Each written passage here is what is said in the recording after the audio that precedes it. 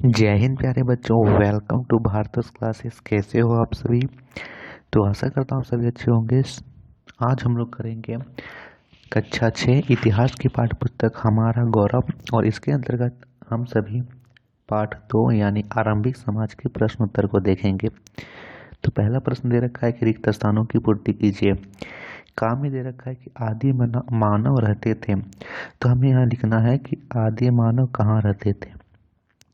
तो आदि मानव आप लोग यहाँ भरोगे गुफाओं में रहते थे। जो पुराने ज़माने के लोग, प्राचीन लोग रहते थे, वे सभी गुफाओं में गुफाओं को ही अपना घर समझते थे और वहीं पे रहते थे। प्रश्न संख्या 2 दे रखा है कि पुरातत्व स्थल की खोज करने वाले क्या कहलाते हैं। तो लिखोगे कि पुरातत्व स्थल की खोज करने वाले को पुरातत्व स्थल की खोज करने वाले पुरातत्वविद कहलाते हैं। क्या लिखोगे? पुरातत्वविद कहलाते हैं। ग है पाषाणकालीन औजार झारखंड के इन जिलों में मिले हैं। तो यहाँ पे लिखना है जिलों के नाम, चाईबासा आप लोग लिख देना। प्रश्न संख्या 4 दे रखा है कि भीमबेटका गुफा राज्य में है। तो खाली स्थान में हम लोग भरेंगे मध्य प्रदेश की। भीमबेटका गुफा मध्य प्रदेश में है। प्रश्न संख्या 5 दे रखा है कि पूरा पाषाण काल का समय इतने साल पहले था, यानी पूरा पाषाण काल का समय बताना है। तो लिखोगे कि पूरा पाषाण काल का समय लगभग 20 लाख पहले था, 20 लाख साल पहले था। अब बढ़ते प्रश्न संख्या 2। प्रश्न संख्या 2 में कुल 5 प्रश्न दे रखे हैं, हमें इनका उत्तर देना है। पहला है कि आखेटक या खाद्य संग्राहक किसे कहते हैं। तो इसके उत्तर में लिखेंगे कि आखेटक या खाद्य संग्राहक उसे कहते हैं जो अपनी आजीविका चलाने के लिए जानवरों का, मछलियों का या चिड़ियों का शिकार किया करते थे। ये आम इंसानों से तेज भागते थे और ज़्यादा ताकतवर भी थे। ये आपको इसमें लिखना है। प्रश्न संख्या 2 की ओर बढ़ते। प्रश्न संख्या 2 कहता है कि आवासीय तथा उद्योग स्थल किन्हें कहा जाता है। तो इसके उत्तर में लिखेंगे कि आदि मानव के रहने वाले स्थान को आवासीय तथा उद्योग स्थल कहा जाता है। आदि मानव प्रायः गुफाओं, कंदराओं तथा नदियों और झीलों के किनारे रहते थे। मानव धूप और प्रसाद से बचने के लिए गुफा में रहते थे।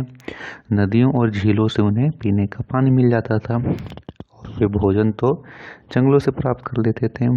ठीक है, इसे आप लोग लिख दीजिएगा। बढ़ते हैं प्रश्न संख्या 3 में। तो प्रश्न संख्या 3 कहता है आग की खोज मानव के द्वारा किस प्रकार की गई, कि आग का खोज किस प्रकार हुआ। तो इसके उत्तर में लिखेंगे कि जब पत्थरों के औजार बनाते थे, उस समय आपस में 2 पत्थरों के टकराने पर चिंगारियां निकली होगी और इन चिंगारियों के द्वारा सूखी पत्तियों और घास जलने लगी होगी। घास और सूखी पत्तियों के जलने से ठंड के दिनों में उन्हें राहत महसूस हुई होगी, तभी मानव आग से परिचित हुआ। इसे आप लोग नोट कर लीजिए। आराम से वीडियो रोक के क्वेश्चन को लिखिए, प्रश्न को लिखिए, फिर वीडियो को आगे कीजिए। प्रश्न संख्या 4 कहते हैं। तो प्रश्न संख्या 4 कहता है शैल चित्रकारी से क्या अभिप्राय है। तो इसके उत्तर में लिखेंगे प्राचीन काल की कला शैली को शैल चित्रकारी कहा जाता है। प्राचीन लोग जिन गुफाओं कंदराओं में रहते थे, उनके पत्थर की दीवारों को अपने औजारों से उकेरकर बनाया गया विशिष्ट प्रकार की चित्रों को शैल चित्रकारी कहते हैं। जो गुफाओं में वे रहते थे, उनकी दीवारों को उकेरकर, यानी अपने औजारों से उस पर उकेरकर जो चित्र बनाते थे, जो छाप बनाते थे, उसे ही शैल चित्रकारी कहते थे। प्रश्न संख्या 5 है कि जलवायु परिवर्तन ने मानव विकास को किस प्रकार प्रभावित किया। तो इसके उत्तर में लिखेंगे कि आज से लगभग 12,000 वर्ष पूर्व दुनिया की जलवायु में परिवर्तन के फलस्वरूप गर्मी बढ़ने लगी। धीरे धीरे घास वाले मैदान बनने लगे और घासों को खाकर जीने वाले जानवर जैसे हिरन, बारहसिंगा, भेड़, बकरी आदि की संख्या भी बढ़ने लगी। मानव भी इनके खाने पीने की आदतों और प्रजनन की समय की जानकारी हासिल करने लगे और इस प्रकार नवपाषाण युग की शुरुआत लगभग 1000 से 4000 ईसा पूर्व मानी गई है।